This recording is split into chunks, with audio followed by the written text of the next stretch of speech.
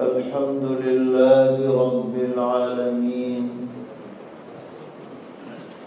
أشهد أن لا إله إلا الله وحده لا شريك له وأشهد أن سيدنا ومولانا محمدا عبده ورسوله صلى الله تبارك وتعالى عليه وعلى آله وأصحابه وذرياته أجمعين.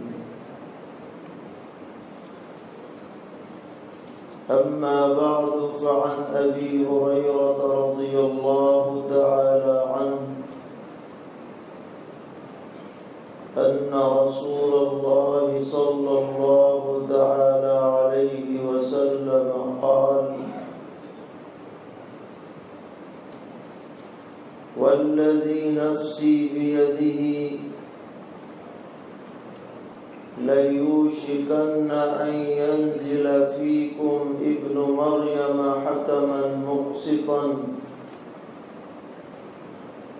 فيكسر الصليب ويقتل الخنزير ويضع الجزية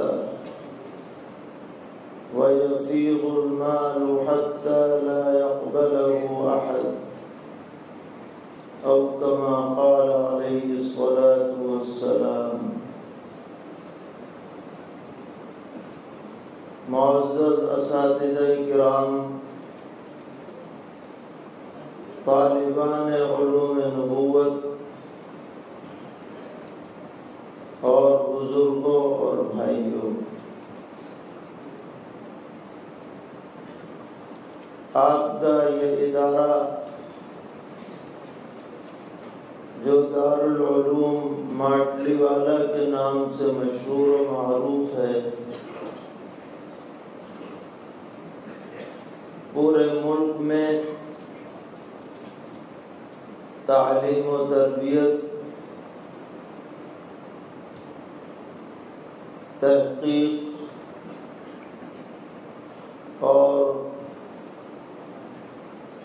مشق و تمرین کے اعتبار سے ممتاز اداروں میں شامل ہے۔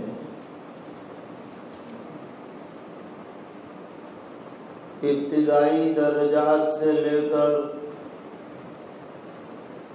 دورہ حدیث شریف اور پھر اس سے آگے تجوید و قرات، فقہ و افتاء اور حدیث و تفسیر کے خاص شعبوں کے اعتبار سے اس ادارے کی خدمات سنہرے حروف سے لکھے جانے کے قابل ہیں۔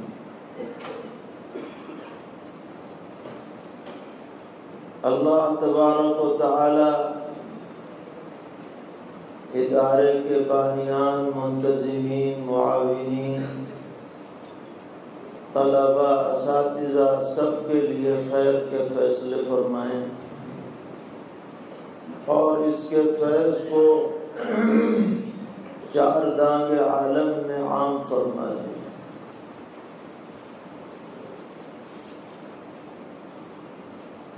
ہمارے دین کے خدمت کے اعتبار سے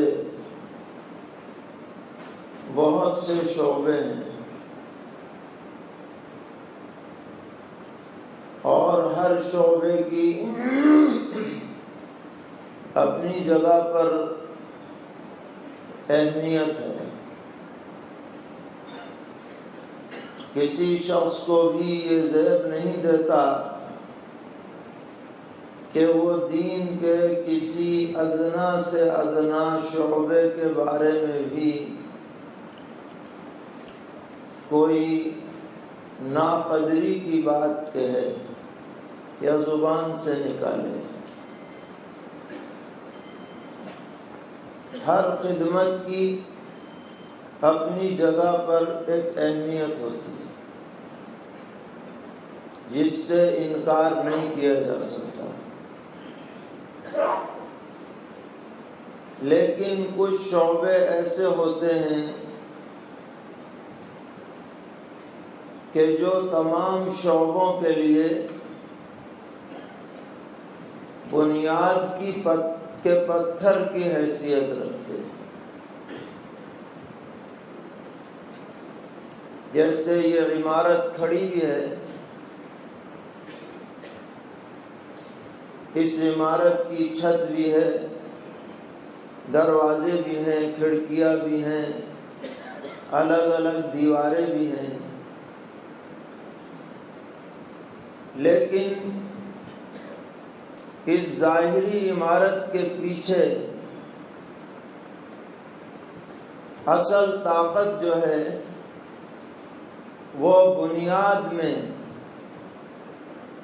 ڈالے گئے میٹیریل کی ہے۔ جس عمارت کی بنیاد مضبوط میٹیریل پر قائم ہوگی وہ عمارت اسی اعتبار سے مضبوط ہوگی۔ اسی طرح سمجھنا چاہیے کہ ہمارا دین ایک عظیم الشان عمارت کی حیثیت رکھتا ہے، اور اس عمارت کی جو بنیاد ہے وہ علوم نبوت ہے۔ علوم نبوت میں جس قدر پختگی ہوگی، رسوخ ہوگا، ان کی اشاعت ہوگی، ان کا عموم ہوگا، اسی اعتبار سے یہ عمارت قائم رہے گی، باقی رہے گی، اس سے فائدہ اٹھایا جاتا رہے گا۔ تو الحمدللہ دیگر اداروں کی طرح آپ کا یہ ادارہ بھی دین کو بنیاد فراہم کر رہا ہے۔ ایسے افراد یہاں سے تیار کیے جا رہے ہیں جو علم میں رسوخ حاصل کرنے والے ہیں، علم و عمل کے جامع ہیں، اچھا علم بھی رکھتے ہیں، اچھی تربیت کے ماحول میں پروان بھی چڑھتے ہیں، جس کا جس قدر بھی شکر ادا کیا جائے کم ہے۔ اللہ تعالی ہم سب کو سبھی دینی شعبوں اور خدمات کی کما حقہ قدردانی کی توفیق عطا فرمائے۔ ہم سب یہ بات جانتے ہیں کہ ہمارا دین دین محمدی یہ عالمی اور دائمی دین ہے۔ عالمی کا مطلب یہ ہے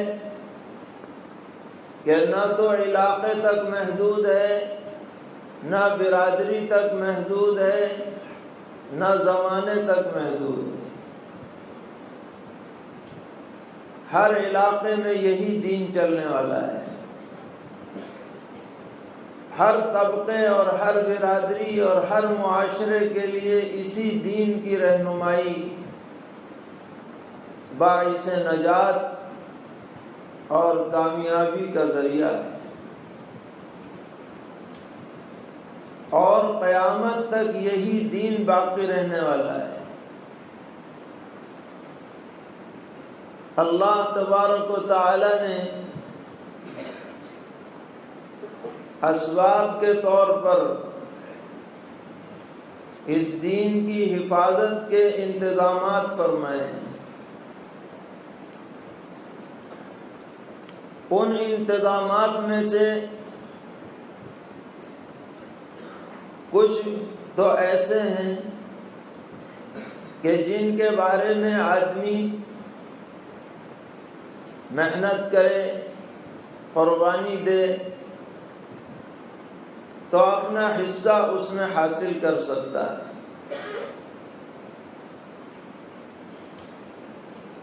مثلا آدمی محنت کرے تو قرآن حفظ کر لے، اور محنت کرے تو عالم دین بن جائے، اور محنت کرے تو مفتی بن جائے، محدث بن جائے۔ اس کے لیے کوئی خاص طبقہ یا کوئی خاص خاندان یا مخصوص افراد متعین نہیں ہے، کوئی بھی کر سکتا ہے، جو محنت کرے گا وہ اس مقام کو پہنچے گا، اس کے دروازے بند نہیں ہیں۔ مگر چونکہ حالات دنیا کے تغیر پذیر ہیں اور خرابی کی طرف جا رہے ہیں، اور جیسے جیسے قیامت قریب آتی جائے گی حالات اور بگڑتے چلے جائیں گے، اس لیے اللہ تبارک و تعالی نے اس امت کے لیے ایک بہت ہی اہم انتظام کیا ہے، اور وہ انتظام یہ ہے کہ اس امت کی ہدایت کے لیے، رہنمائی کے لیے 3 شخصیات ایسی ہیں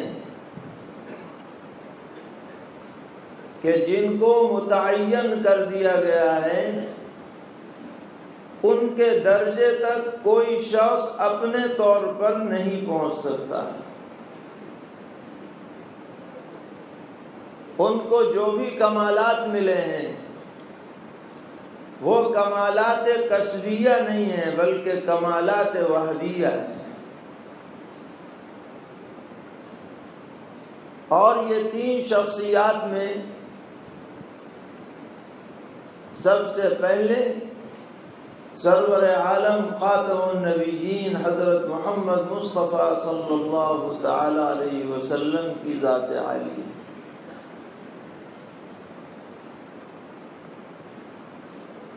کہ آپ جو نبی بنے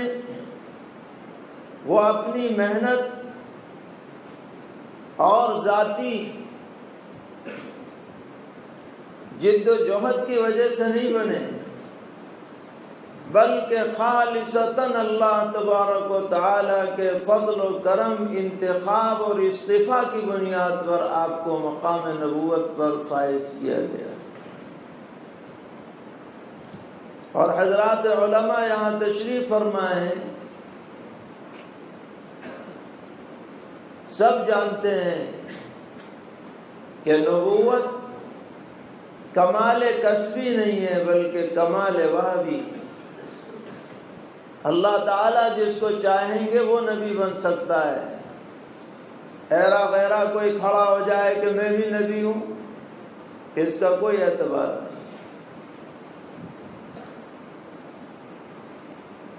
اس کے بعد دوسری شخصیت ہے اس امت میں محمد ابن عبداللہ المہدی رحمہ اللہ تعالی، جن کے بارے میں احادیث شریفہ میں تفصیلات بتلائی گئی۔ نبی اکرم علیہ الصلاۃ والسلام نے ارشاد فرمایا کہ قیامت اس وقت تک قائم نہیں ہو سکتی جب تک کہ میری نسل کے اندر ایک ایسا شخص نہ ظاہر ہو جس کا نام میرے نام کی طرح، جس کے والد کا نام میرے والد کے نام کی طرح ہوگا، اور وہ دنیا کو اس طرح عدل اور انصاف سے بھر دے گا جیسے کہ اس سے پہلے ظلم و عدوان سے دنیا بھری ہوئی ہوگی، جن کو ہم امام مہدی کے نام سے جانتے ہیں۔ سیدنا حضرت علی کرم اللہ تعالی وجہ فرماتے ہیں روایت میں کہ یہ جو شخصیت ہوگی ان کو اللہ تعالی ایک لمحے کے اندر، اور بعض روایت میں ایک رات کے اندر، وہ ساری صفات عطا فرمائیں گے کہ جو کسی عادل اور منصف امیر اور حاکم کے اندر ہو سکتی ہے، پہلے سے نہیں ہوں گی، اللہ تعالیٰ ان کے اندر پیدا کریں گے، جبکہ ساری دنیا میں انتشار ہوگا، خلفشار ہوگا، خونریزی ہوگی، نظام سارا خربطہ ہو گیا ہوگا، تو آپ مدینہ منورہ کے رہنے والے، والد کی طرف سے حسنی، والدہ کی طرف سے حسینی، نام محمد، والد کا نام عبداللہ، مدینہ منورہ میں خود بخود لوگوں کے دل میں یہ بات آئے گی، کسی بادشاہ کے انتقال کے بعد کہ ان کے ہاتھ پر بیعت کی جائے،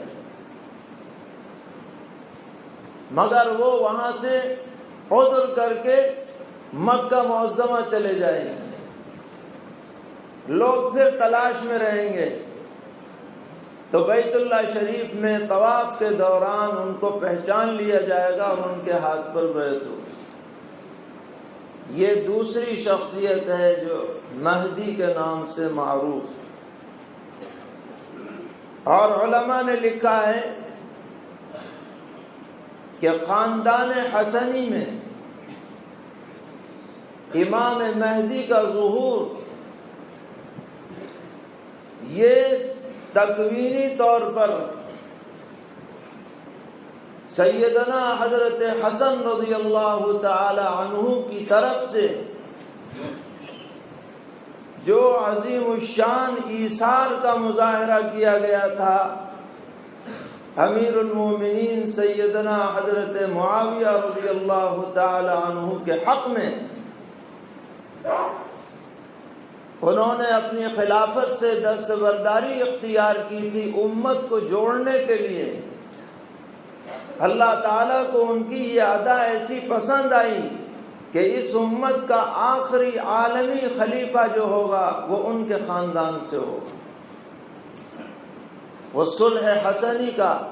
دنیا کا بدلہ ہے، جن پر سارے مسلمانوں کا اتفاق ہو۔ یہ دوسری شخصیت کہ سارے جو اس وقت اختلافات ہیں، مسلکی اختلاف ہوں، انتظامی اختلاف ہوں، عہدوں کے اختلاف ہوں، ملکوں کے اختلاف ہوں، یہ سب ختم ہو جائیں گے حضرت مہدی پر، اور یہ امت دوبارہ اسی منہج کی طرف لوٹ آئے گی جو منہج نبوی ہے۔ بدعات و خرافات سب کا خاتمہ ہو جائے گا۔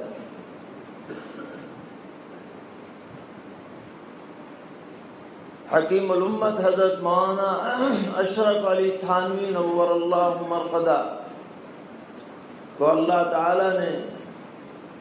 وعظ و نصیحت کا بڑا ملکہ عطا فرمایا ہے، اور آپ کے مواعظ اس زمانے میں بھی مقبول تھے، آج بھی الحمدللہ مقبول ہیں۔ حضرت نے لکھا ہے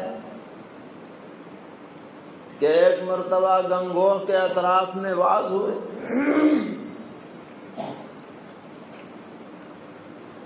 تو حضرت بعد میں امام ربانی قطب عالم حضرت گنگوہی رحمۃ اللہ علیہ سے ملاقات کے لیے تشریف لے گئے۔ حضرت گنگوہی رحمۃ اللہ علیہ نے فرمایا، میاں اشرف علی، تمہارے مواعظ کی باتیں سن سن کر کے بڑی خوشی ہوتی ہے۔ دعائیں دیں اور پھر فرمایا لیکن سن لو کہ اس امت کی کامل اصلاح امام مہدی سے پہلے اب ہونے والی نہیں ہے۔ کوشش کرو، تمہیں ثواب ملے گا، یہ تمہارا فرض ہے، تم اپنا فرض بجا لاتے رہو، لیکن یہ توقع مت رکھو کہ 100% اصلاح ہو جائے گی۔ 100% اصلاح کے لیے وہ وقت مقرر ہے۔ اس کا مطلب یہ نہیں ہے کہ ہم لوگ جو ہیں چپ چاپ بیٹھ جائیں،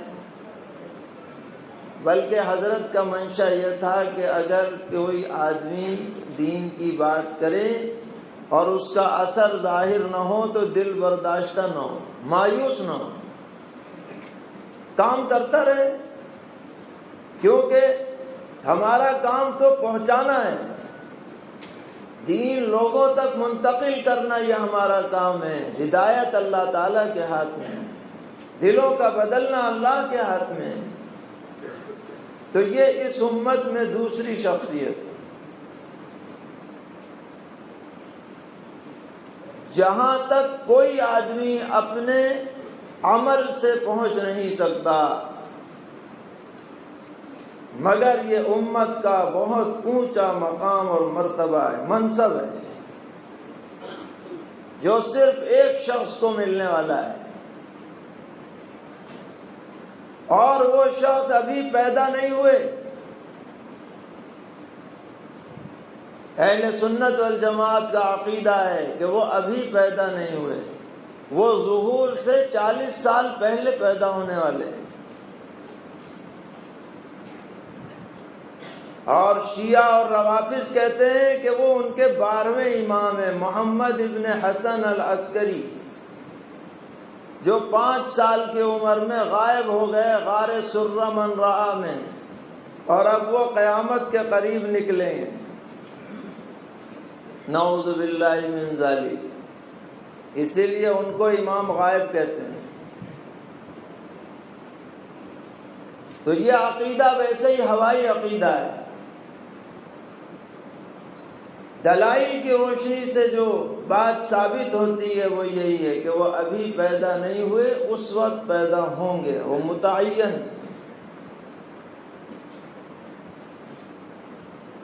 یہ 2 شخصیات ہوئی، تیسری شخصیت ہے جو اس امت کی رہنمائی کے لیے اللہ تبارک و تعالی نے مقرر فرمائی۔ وہ شخصیت ہے سیدنا حضرت عیسیٰ علی نبینا وعلیہ الصلاۃ والسلام، جن کے بارے میں ہمارا عقیدہ ہے، مضبوط عقیدہ ہے، کہ وہ اس وقت آسمانوں میں زندہ تشریف فرما ہیں۔ دشمنوں نے ان کو سولی پر چڑھانے کا ارادہ کیا تھا، مگر وہ دشمن ناکام ہوئے اور اللہ تعالیٰ نے انہیں زندہ آسمان پر اٹھا لیا، اور وہ وہاں موجود ہیں۔ اور قیامت کے قریب جب کہ حضرت مہدی کا ظہور ہو چکا ہوگا اور دجال بھی نکل چکا ہوگا، اور حضرت مہدی کی قیادت میں دجال سے جنگ جاری ہوگی، اور دجال کی فوجوں نے دمشق کا محاصرہ کر لیا ہوگا، اور حضرت امام مہدی بھی وہاں پر موجود ہوں گے، تو دمشق کی مسجد کے ایک مینارے پر حضرت عیسیٰ علیہ السلام کا نزول ہوگا۔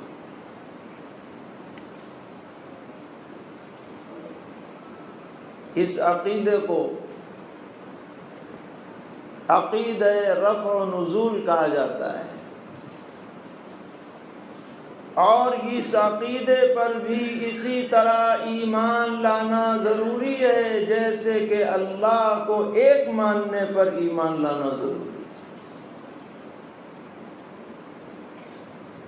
جیسے کہ نماز کی فرضیت پر ایمان لانا ضروری ہے،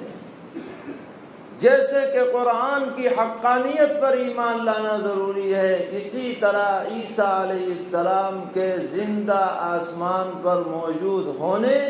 اور قیامت کے قریب تشریف لانے پر بھی ایمان لانا ضروری ہے۔ وہ تشریف لائیں گے، دجال کا مقابلہ کریں گے، اور اللہ تعالیٰ ان کے اندر ایسی طاقت رکھیں گے کہ ان کی سانس کے اثر سے دجال ایسے پگھلے گا جیسے کہ پانی ڈالنے سے نمک پگھل جاتا ہے، اور ان کے سانس کا اثر وہاں تک جائے گا جہاں تک ان کی نظر جائے گی، تاں کہ باب لد ایک مقام ہے اس وقت جو اسرائیل کے قبضے میں ہے، وہاں پر دجال کا قتل عام ہوگا۔ یہ کام حضرت عیسیٰ علیہ السلام فرمائیں گے۔ فتح الملہم میں لکھا ہے، حضرت علامہ شبیر احمد عثمانی رحمۃ اللہ علیہ نے، کہ دنیا میں تمام ہدایتوں کا سب سے بڑا سرچشمہ خاتم النبیین حضرت محمد مصطفیٰ صلی اللہ تعالی علیہ وسلم کی ذات عالی ہے، اور دنیا کی تمام گمراہیوں کا سب سے بڑا مرکز اور سب سے بڑا مظہر کانا دجال ہے۔ تو ادھر ہدایت سب سے بڑی، ادھر گمراہی سب سے بڑی۔ اس گمراہی کے مقابلے کے لیے ہونا تو یہ چاہیے تھا کہ خود پیغمبر علیہ السلام اس کام کو انجام دیتے، مگر اللہ تبارک و تعالی نے اپنی حکمت اور مصلحت کے اعتبار سے حضور کی شان کو اس سے زیادہ بالا تر سمجھا کہ آپ خود اس کے مقابلے پر آئے، اس لیے آپ کے نائب کے طور پر حضرت عیسیٰ علیہ السلام تشریف لائے۔ جو بھی ہو رہا ہے تکوینی اعتبار سے حکمت کے مطابق ہو رہا ہے۔ یہ تین شخصیات ہیں جو امت میں سب سے بلند تر مقام رکھتی ہیں، وہابی مقام رکھتی ہیں، اور انہی تینوں پر پورے دین کا زمانے کے اعتبار سے دائرہ محیط ہے۔ پیغمبر علیہ السلام کے پردہ فرمانے کے بعد وحی کا سلسلہ بند ہے، لہذا کسی کو یہ حق نہیں ہے کہ اپنی طرف سے کوئی ایسی بات جاری کر دے کہ جس کا ثبوت وحی سے نہ ہو۔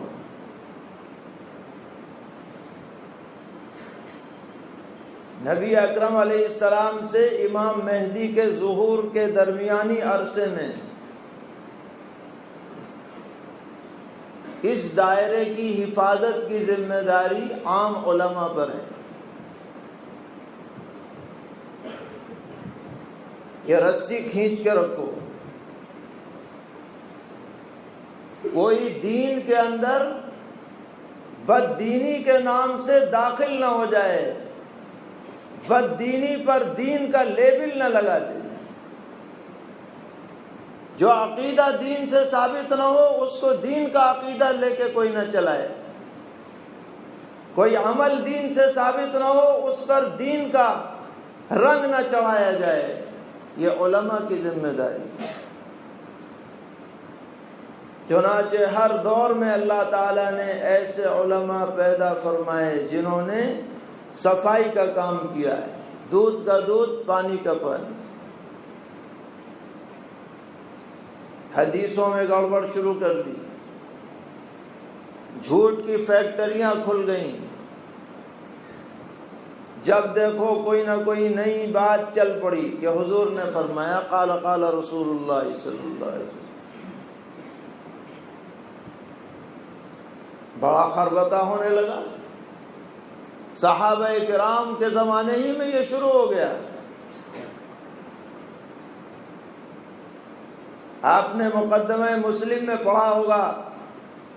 کہ ایک شخص آتا ہے اور حضرت عبداللہ ابن عباس رضی اللہ عنہما کے سامنے حدیثیں سناتا ہے، اور پھر پوچھتا ہے کہ حضرت آپ بالکل چپ چاپ سن رہے ہیں، نہانا۔ پھر سنائی، پھر پوچھا، تو آپ نے اخیر میں فرمایا کہ ایک دور وہ تھا کہ جب حضور کے نام سے کوئی بات کہی جاتی تو ہماری آنکھیں، ہمارا ذہن اس کی طرف جھپٹ پڑتا تھا، مگر جب سے لوگوں نے گڑبڑ جھالا شروع کر دیا تو اب ہم وہی حدیثیں سننا پسند کرتے ہیں جو صحیح سندوں سے مروی ہوں، معتبر راویوں سے مروی ہوں، دودھ کا دودھ، پانی کا پانی۔ محدثین کی جماعت پیدا ہوئی، انہوں نے سب کو ختم کر دیا، ایسا غبار چھٹ گیا، بالکل حدیثیں چمک چمک کر کے سامنے آ گئیں، جمع ہو گئیں۔ بخاری شریف تیار ہوئی، مسلم تیار ہوئی، ابو داؤد، ترمذی، دیگر۔ پھر مسائل کی تدوین ہوئی، کیونکہ ہر آدمی قرآن و حدیث سے براہ راست استفادہ کرنے کی صلاحیت اور طاقت نہیں رکھتا۔ فقہا کی جماعت تیار، جن کے بارے میں محدثین فرماتے ہیں کہ ہماری حیثیت تو دواخانے کی ہے، میڈیکل اسٹور کی ہے، یہاں سب طرح کی دوائیں رکھی ہیں، اور فقہا کی حیثیت ڈاکٹروں کی ہیں، کون سی دوا کہاں استعمال ہو، کیسے استعمال ہو۔ اب جب محنتیں ہوئیں تو 4 فقہ مرتب ہوئیں، فقہ حنفی، فقہ مالکی، فقہ شافعی، فقہ حنبلی۔ اور عجیب بات یہ ہے کہ ان چاروں فقہ کی تدوین میں کوئی کنوینسنگ نہیں ہوئی، کوئی پلاننگ نہیں تھی کہ بھئی یہ 4 فقہ ہو جائیں گی، یہی چلیں گی۔ امام ابو حنیفہ رحمۃ اللہ علیہ، امام مالک رحمۃ اللہ علیہ، امام شافعی رحمۃ اللہ علیہ، امام احمد بن حنبل رحمہ اللہ، بلکہ 4 صدی گزرتے گزرتے خود بخود امت متفق ہو گئی کہ بھئی 4 چلنی۔ کوئی اس کے لیے باقاعدہ منصوبہ بندی نہیں کی گئی، اور اب امت کو گمراہی سے بچانے کے لیے انتظامی طور پر یہ طے کیا گیا کہ بھئی ساری جہتیں مسائل کی اس میں جمع ہو گئیں، ان میں سے ایک پسند کر لو، کوئی جو پسند کر لو اس پہ چلو، تاکہ دین میں در اندازی سے حفاظت رہے۔ یہ سلسلہ چل رہا ہے، اور یہ مدارس، یہ ادارے اسی ذمہ داری کو ادا کر رہے ہیں کہ دین اپنی اصلی شکل و صورت میں باقی رہے۔ بعض مرتبہ کوئی بات ابتدا میں اچھی نیت سے شروع کی جاتی ہے، لیکن بعد میں اس کا رخ بدل جایا کرتا ہے، بات حد سے آگے بڑھ جاتی ہے۔ تو ایسے موقع پر علماء، فقہا اس پر روک لگاتے ہیں، صحیح راستے کی رہنمائی کرتے ہیں، غلو سے بچاتے ہیں، افراط اور تفریط سے بچاتے ہیں۔ یہ علماء کی ذمہ داری ہے، اور یہ مدارس اس کردار کو انجام دے رہے ہیں۔ تو ہم یہ عرض کر رہے تھے کہ یہ 3 مناصب پیغمبر علیہ السلام سے لے کر حضرت امام مہدی تک یہ علماء کی ذمہ داری، العلماء ورثۃ الانبیاء۔ جب یہ بات علماء کے کنٹرول سے باہر نکل جائے گی تو اب امام مہدی آئیں گے، اور پھر جب دجال نکل کر کے آئے گا تو حضرت عیسیٰ علیہ السلام آئے گے۔ ہر زمانے کی ضرورت کے اعتبار سے اللہ تعالیٰ نے یہ نظام بنایا ہے۔ اب چونکہ یہ تینوں مناصب بہت عظمت والے مناصب ہیں، اس لیے بدنیتوں کا ایک ٹولہ رہا کہ جس نے ان مناصب کو ہتھیانے کی ناپاک اور ناکام کوشش کی ہے ہر زمانے میں۔ جھوٹے مدعیان نبوت پیدا ہوئے، وہ بھی یہی چاہتے تھے کہ بھئی نبوت کا منصب ہاتھ میں آئے تو دین اپنے حساب سے چلے گا۔ اس پہ جب بس نہ چلا تو مہدی پیدا ہو گئے، بہت سارے مہدی، 1-2 نہیں ہیں۔ مولانا ابو القاسم دلاوری، رفیق دلاوری کی کتاب ہے تلبیس ابلیس، اس میں ساری تاریخ مہدیوں کی انہوں نے جمع کر دی۔ ہمارے ہاں بھی آج کل ایک نیا مہدی چلا ہوا ہے، صورت دیکھے اپنے آئینے میں تو صورت تو اس لائق ہے نہیں، بنے ہیں مہدی۔ اور جب یہ ہوا کہ بھئی مہدی بن گئے تو عیسیٰ علیہ السلام کہاں ہیں، تو کہتے ہیں میں عیسیٰ ہوں، میں مہدی۔ مرزا قادیانی نے بھی یہی کہا، یہ بھی یہی کہہ رہا ہے۔ حالانکہ جو بھی علامات احادیث شریفہ میں دونوں کے بارے میں دی گئی ہیں، ان پر یہ کوئی بھی جھوٹا شخص ذرہ برابر منطبق نہیں ہوتا۔ اور علماء نے یہ لکھا ہے کہ مہدی کے سچے ہونے کی شرط یہ ہے کہ وہ خود مہدی ہونے کا دعویٰ نہ کرے، کیونکہ خود امام مہدی اپنے مدعی نہیں ہوں گے، اور جو یہ دعویٰ کرے کہ میں مہدی ہوں، یہی اس کے جھوٹے ہونے کی سب سے بڑی نشانی ہے، جو یہ دعویٰ کرے کہ میں مہدی ہوں۔ اور حضرت عیسیٰ علیہ السلام کا تو مقام ہی ایسا بلند ہے کہ مسلمان تو مسلمان جو اس زمانے کے عیسائی ہوں گے وہ بھی آپ کے اوپر ایمان لائیں گے۔ وَإِن مِّنْ أَهْلِ الْكِتَابِ إِلَّا لَيُؤْمِنَنَّ بِهِ قَبْلَ مَوْتِهِ۔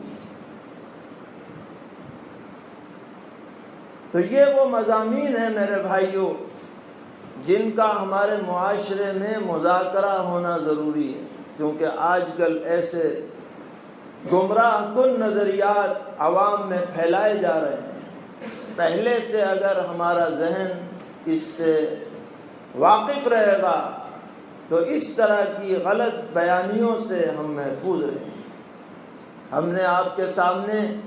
مسلم شریف کی ایک روایت پڑھی تھی، حضرت ابو ہریرہ رضی اللہ تعالی عنہ فرماتے ہیں کہ نبی اکرم علیہ الصلوۃ نے ارشاد فرمایا، قسم کھا کر، قسم ہے اس ذات کی جس کے قبضے میں میری جان ہے، پھر تاکید کے ساتھ ضرور بھی ضرور عن قریب تمہارے درمیان میں عیسیٰ ابن مریم نازل ہوں گے، وہ عادل اور منصف حکمراں کی حیثیت سے آئیں گے، شریعت محمدی کے مطابق عمل کریں گے، عیسائیوں کی صلیب توڑ ڈالیں گے، خنزیروں کا قتل عام ہوگا، جزیہ اٹھا دیا جائے گا، اور دنیا میں ایسا امن ہوگا اور مال کی فراوانی ہوگی کہ کوئی اسے لینے کو تیار نہ ہوگا۔ یہ وہ پیشین گوئی ہے جو سچی ہے، ضرور سچی ہے، جیسے کہ اس وقت ہمیں سورج نکلنے کا یقین ہے، اس سے زیادہ اس پیشین گوئی کے سچے ہونے کا یقین ہے۔ ایسا ہوگا، ضرور ہوگا، اور ہم اس کے انتظار میں ہیں۔ ہم نہ رہیں، ہماری آنے والی نسلیں اس وقت کو دیکھیں گی اور اس منظر کو کا مشاہدہ کریں گی۔ یہ دین کے لیے